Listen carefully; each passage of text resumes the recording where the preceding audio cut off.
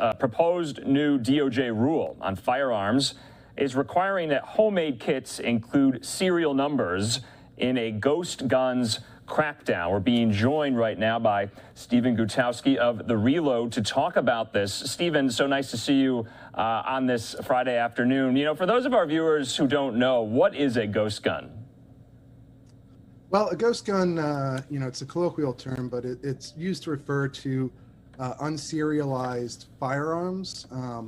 So basically, any firearm that's homemade and doesn't go through the regulatory process of that's associated with guns made by major manufacturers like Smith & Wesson or Colt, or any licensed manufacturer has to serialize the firearms before they're sold to the public.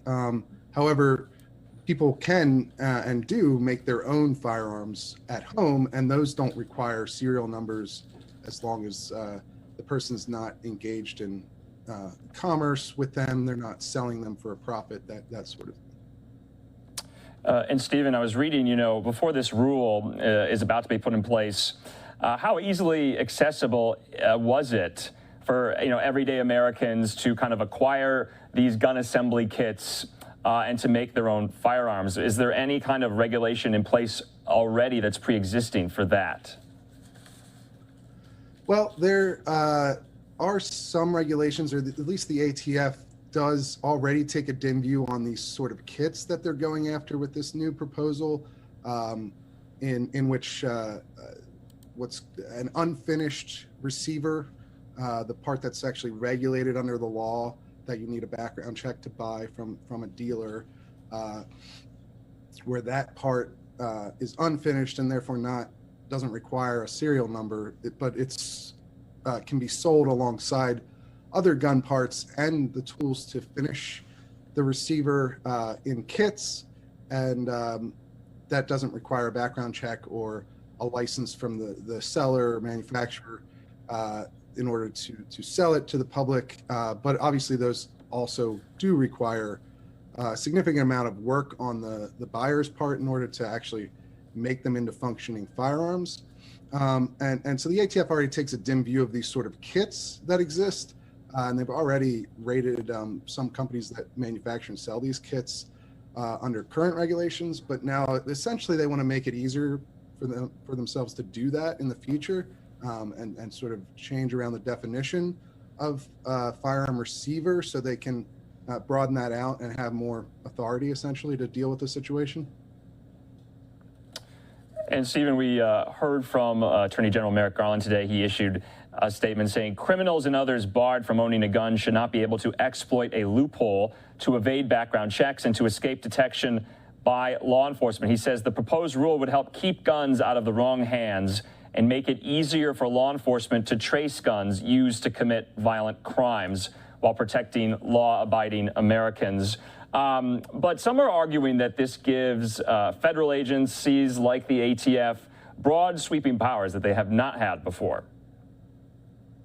Yeah, I mean, that's correct. Essentially, the regulation would allow the ATF to define a lot more parts of a firearm as a regulated receiver. So they could require a lot more regulation to manufacture and sell those parts if they desire to under this regulation. In fact, it expands it to anything that is could be readily converted into a firearm receiver can then be regulated as a firearm receiver. So even if something, as down to the very base metal block that these parts are made out of under this rule, with how broad it is, that could be considered a firearm in and of itself. The block itself would have to be serialized, and if you wanted to buy one, you'd have to go through the process that you have to go through in order to buy a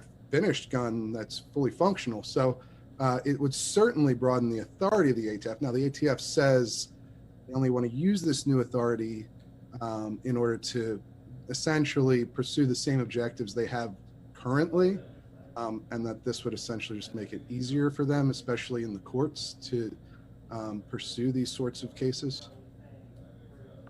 You know, Stephen, can we kind of talk about the breakdown of how many ghost guns could be in circulation and kind of what is the percentage, that violent criminals do use them, or are they just kind of everyday, gun enthusiasts around the country who, they want to assemble their own guns or change out, certain parts of the guns? Do we have any data on that?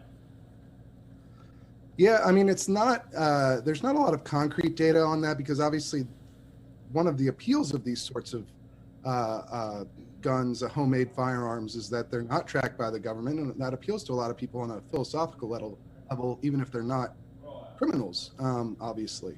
And so the ATF did present some numbers in their proposed rule. I believe they reported recovering about 8,000 unserialized firearm parts or receivers in the last year that they reported, which I believe was 2019. And they claim that the number's been going up for several years now, and they claim that I believe 300 or so were found at the scene of homicides and attempted homicides. They're kind of giving sort of vague numbers here, but essentially they are arguing that these guns are used by criminals, at least to some extent, in order to evade the federal gun laws.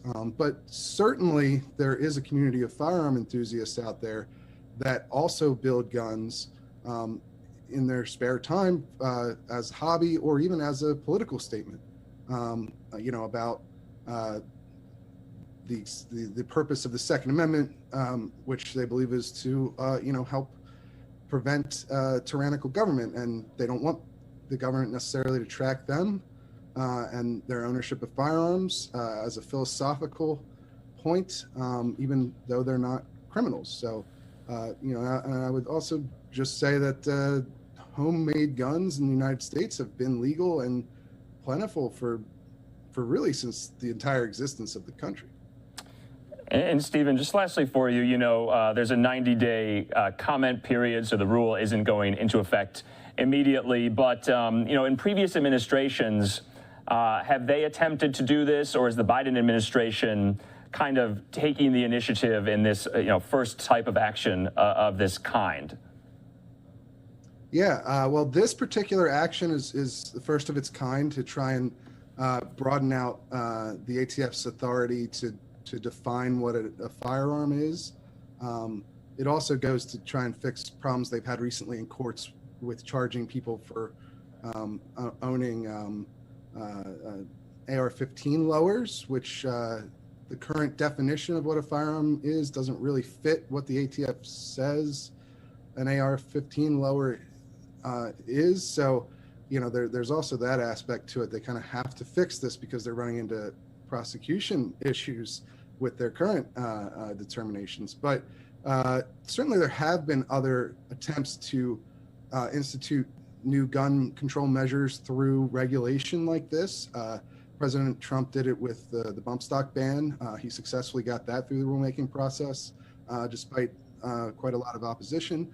And then, but at the same time, President Obama tried to ban the use of so-called green tip 5.56 ammunition back several years ago through rulemaking, and that actually failed during the comment period because it received overwhelmingly negative responses. All right, Stephen Gutowski there from The Reload live for us to talk about this proposed new rule on ghost guns requiring these homemade kits to include serial numbers. And Stephen, you got the memo leaked to you about 2 weeks ago. They're making it official today. Thanks for bringing us that story here on NewsNow. Thank you.